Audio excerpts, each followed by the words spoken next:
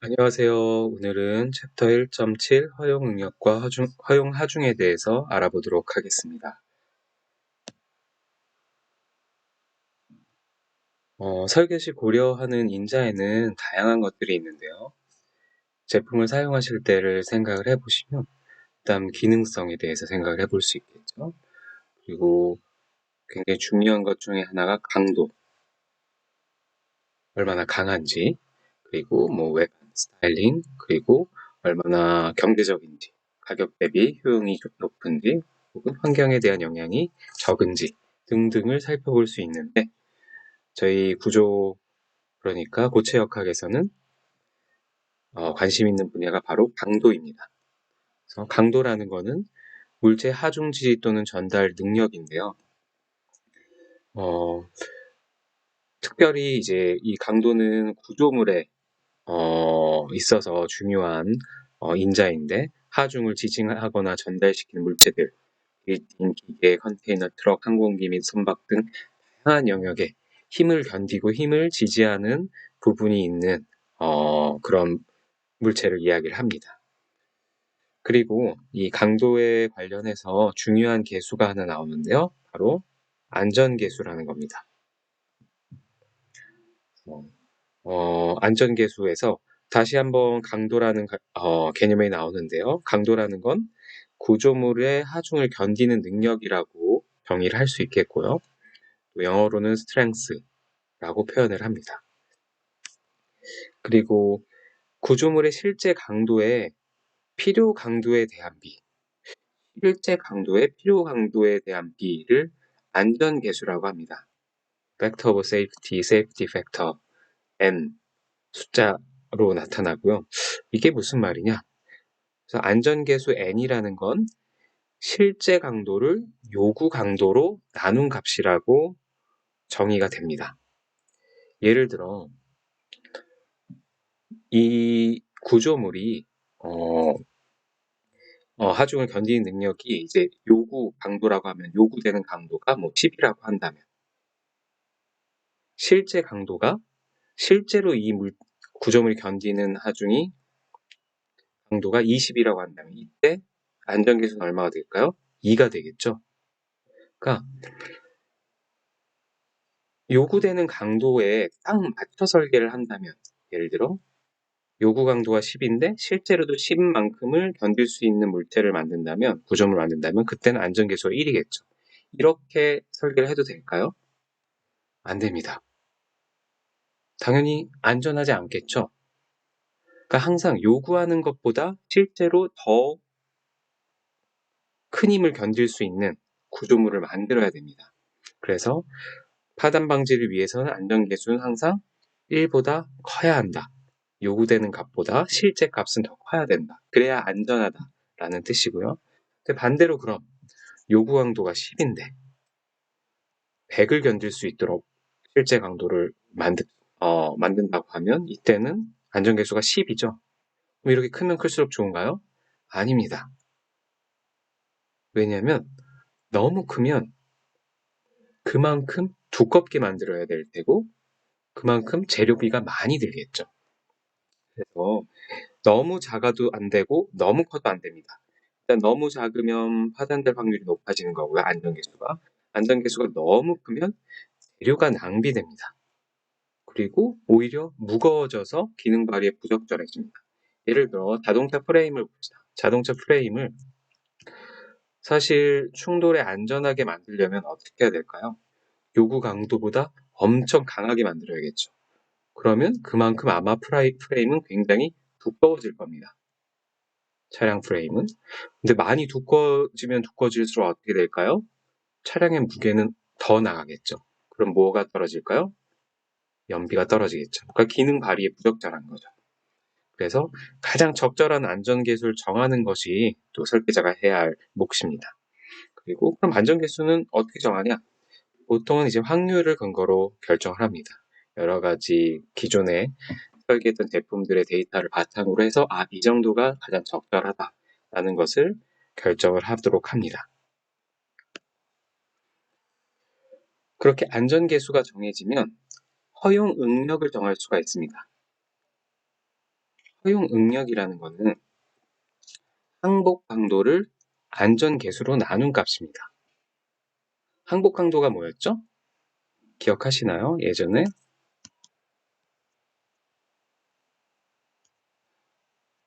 스트레스 스트레인 다이어그램에서 이렇게 바단되게 나타냈을 때 여기에 해당하는 응력을 이제 허용 응력이라고 했었잖아요. 이게 허용 강도 값입니다. 항복 응력이라고 했었죠. 그리고 항복 강도 값이라고 생각하시면 됩니다. 항복 강도. 이 값을 넘어가면 항복이 일어나는 거죠. 그래서 힘을 더 이상 주지 않아도 쭉 늘어나는 그런 상태가 되는데요. 그래서 이 값을 넘으면 안 되겠죠. 이렇게 됐을 때 만약에 실제 그러니까 허용되는 그 항복 강도가 시그마 y라고 한다면 안전계수가 2라면 허용 응력은 얼마가 될까요? 반이 되는 거죠. 그러니까 반. 여기까지만 힘이 가해질 수 있도록 설계를 해야 된다는 겁니다. 이 이상의 힘이 가해지지 않도록. 그렇죠? 전단도 마찬가지입니다. 이제 전단에 대한 이제 항복 강도가 있으면 만약에 내가 안전계수 2라고 한다면 얘는 2분의 1만큼. 그러니까 실제 이 항복 강도보다 2분의 1만큼의 응력을 받게만 설계를 해야 된다는 겁니다. 그러니까 이것만큼만 허용을 하겠다. 그러니까 안전계수가 크면 클수록 허용되는 응력이 어떻게 될까요? 이 안전계수가 커지면 커질수록 허용 응력은 작아지겠죠. 그렇죠. 안전하면 안전할수록 허용해 줄 수 있는 응력이 작아지는 겁니다. 안전계수가 작으면 굉장히 그러니까 리스크를 테이킹하는 거죠. 안전계수가 작아지면 더 허용할 수 있는 능력이 커지는 거고. 그래서 인장시 항복 응력에 대한 전형적인 안전계수는 보통 1.67이다 라고 나와 있습니다. 근데 만약에 재료에 따라 항복 응력이 확실히 정해져 있지 않는 경우 이런 콘크리트, 플라스틱 같은 취성 재료 및 목재, 고강도 강등 이런 것들이 있었죠. 정확히 이런 식으로 표시가 안 되고 이렇게 가다 갑자기 파손이 된다라든지 그래서 정확한 어떤 항복 응력 값이 잘 나타나지 않는 경우에는 안전계수를 항복 응력 대신 극한 응력에서 적용을 시킨다. 그래서 똑같이 극한 응력을 안전계수로 나누고 또 전단에서의 극한 응력을 안전계수로 나눈 것이 허용 수직 응력, 허용 전단 응력이 됩니다. 그리고 이때 극한 강도에 관련된 안전계수의 값은 항복 응력을 이용한 경우보다 값이 큽니다. 보통 2.8. 그렇겠죠. 왜냐하면 보통의 경우 극한 응력이 항복 응력보다 크니까 큰 값이니까 더 큰 값으로 나눠줘야 되는 게 맞겠죠.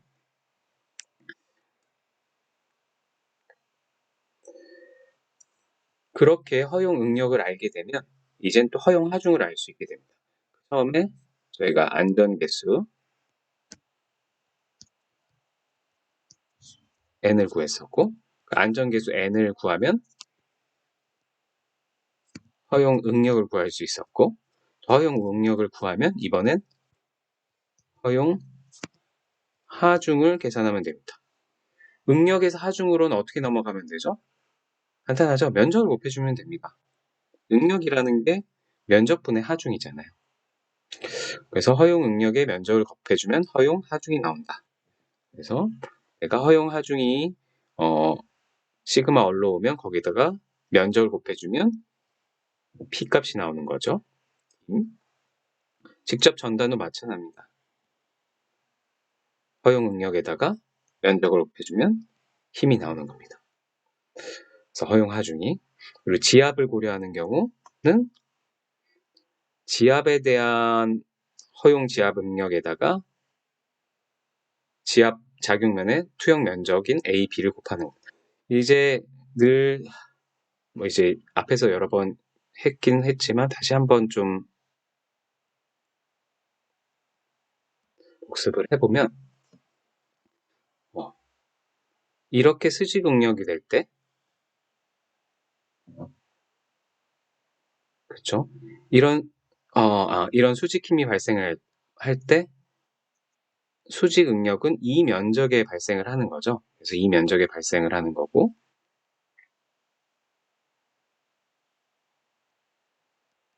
전단 응력은 이 면에 이런 식으로 수직으로, 그러니까 그 수직이 아니라 수평하게 이렇게 발생하는 경우를 전단 수직. 그럼 마지막으로 지압은 뭐냐?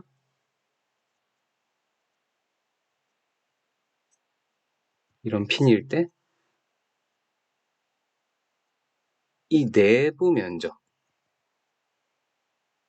투영 면적,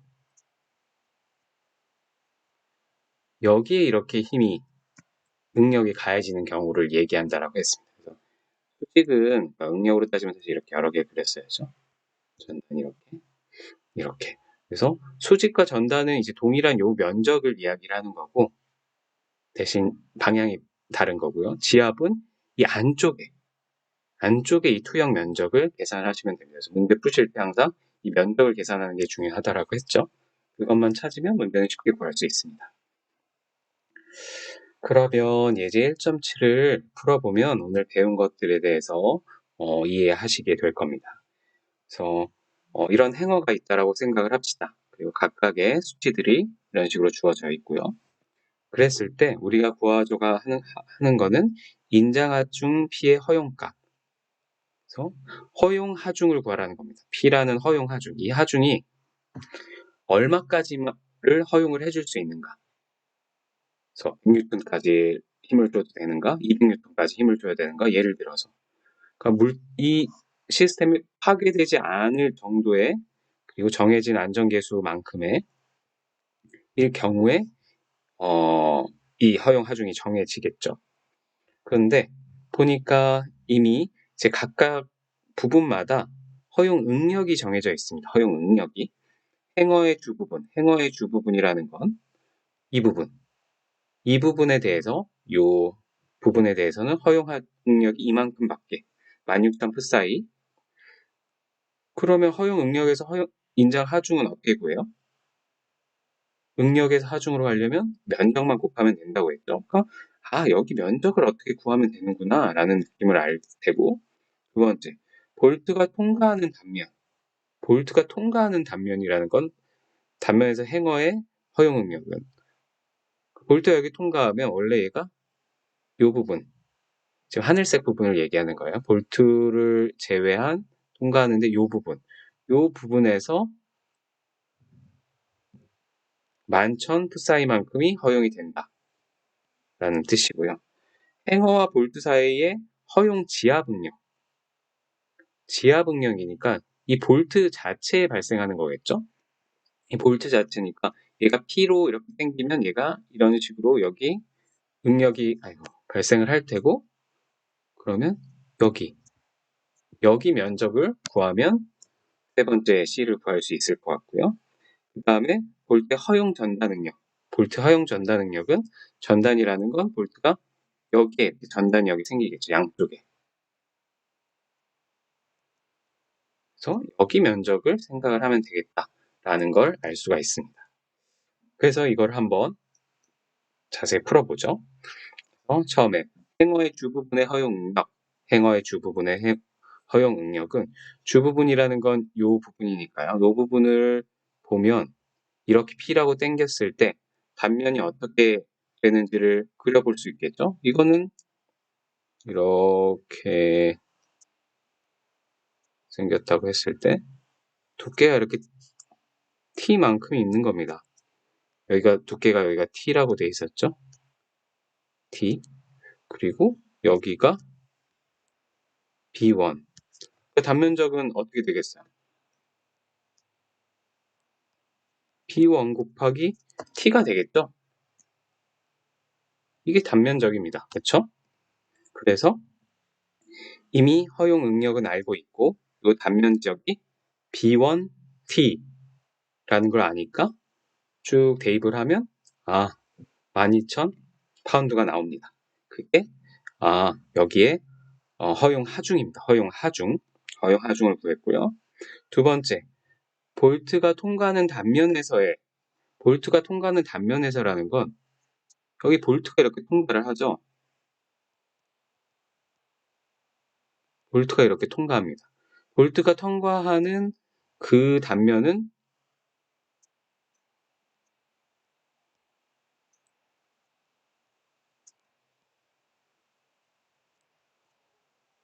여기를 단면을 얘기하는 거예요. 볼트가 뚫려 있는 부분을 제외한. 그럼 이 면적은 어떻게 될까요? 지금 여기가 B2고 여긴 뭐 여전히 T죠. 여기 길이는, 여기는 두께는 여전히 T고요. 그리고 이 볼트의 지름이 D입니다. 그러면 이 면적을 보면 이 두 개의 면적의 합을 구하려고 하면 어떻게 하면 되죠?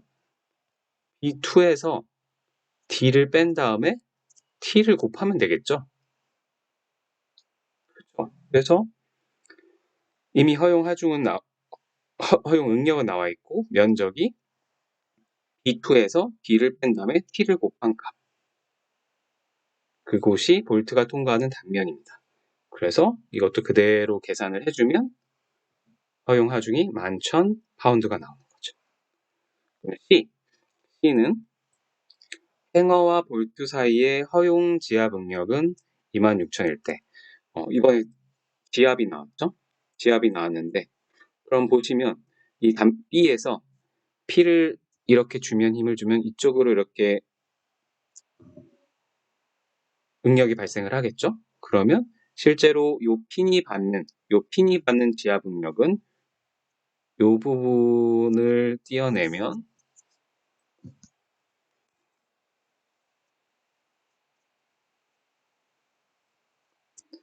지압 응력은 투영대 면적이라고 했었죠? 그 힘의 방향의 수직인 요 면적을 구하면 되는 겁니다. 요 면적이 얼마예요?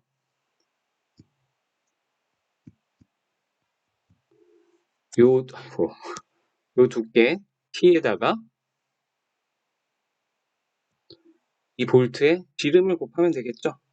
그래서 여기서도 허용 지압 응력에다가 면적이 T가 되는 겁니다. 그렇죠. 마지막 볼트의 허용 전단 응력은 똑같아요. 얘가 이렇게 P가 발생했을 때 전단 응력은 여기에 발생을 하겠죠. 그러니까 쉽게 생각하면 뭔가 힘을 많이 줬을 때 전단 방향으로 파손이 일어나는 부분이 어디냐라고 생각을 하시면 돼요. 여기를 계속 이렇게 당기면 이 양쪽이 끊어지겠죠. 양쪽이 끊어져서 얘가 뛰어져 나오겠죠. 그렇게 했을 때 그럼 전단 능력이 발생하는 면적은 어디예요? 이번엔 여기일 겁니다. 여기. 그렇죠? 부원.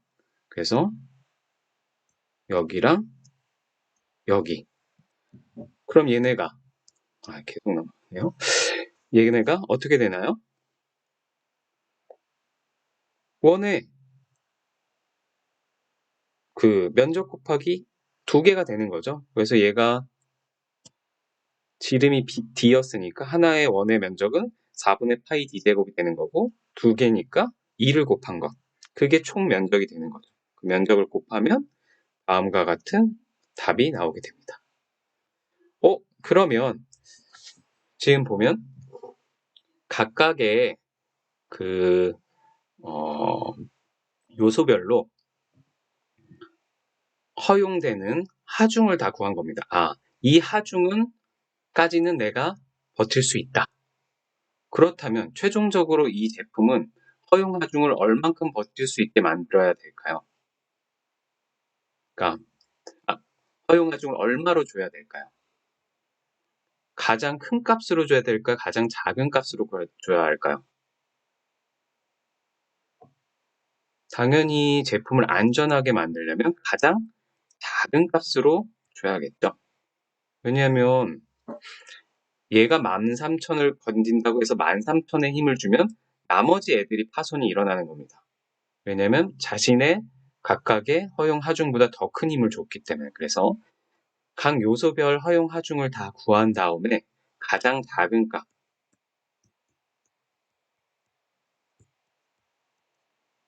값을 주시면 됩니다. 네. 중간에 이렇게 끊어지긴 했는데, 네. 오늘 배울 내용은 여기까지고요. 그래서 또 공부하시다가 궁금하신 내용이 있으시면 게시판에 질문을 꼭 남겨주세요. 감사합니다.